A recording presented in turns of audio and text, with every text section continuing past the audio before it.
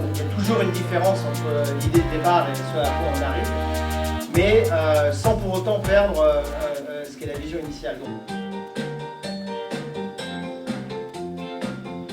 Dashlane, c'est un truc qui automatise ça.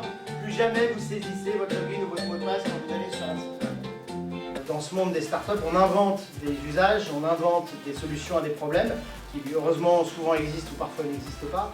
Et donc on passe son temps à se tromper et aujourd'hui Dashlane n'a pas grand chose à voir avec ce qu'il était même il y a un an. La chose la plus importante c'est le produit et que la deuxième chose la plus importante c'est le produit. Et que la troisième chose la plus importante c'est le produit et éventuellement il y a d'autres choses qui passent après. Quand vous y réfléchissez, la seule différence entre Dropbox et toutes les autres solutions qui existaient à l'époque et qui ont pour l'essentiel disparu, en tout cas du monde du grand public, c'est... D'ailleurs c'est le slogan de Dropbox dans leur bureau, c'est It Just Works. C'est l'expérience utilisateur et la simplicité.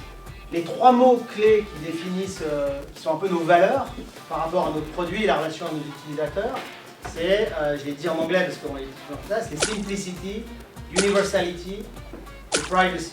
Ça c'est une deuxième caractéristique importante. Mieux vaut s'attaquer à un problème qui va augmenter à l'avenir qu'à un problème qui va diminuer. Parce que c'est toujours plus facile de monter avec la vague que de monter contre la vague. Et on a la chance que le problème des mots de passe, c'est un problème qui ne va qu'en augmentant. Moi, mon conseil pour les étudiants de suivre de web, j'en ai trois. C'est de prendre des risques, parce que c'est l'âge qu'ils ont, ils n'en prennent pas, c'est dommage pour eux. Et c'est dommage pour le monde autour d'eux. De partir, de voyager, parce que l'Internet est tellement mondial qu'on ne comprend l'Internet que si on va le vivre et y travailler ailleurs que juste en France.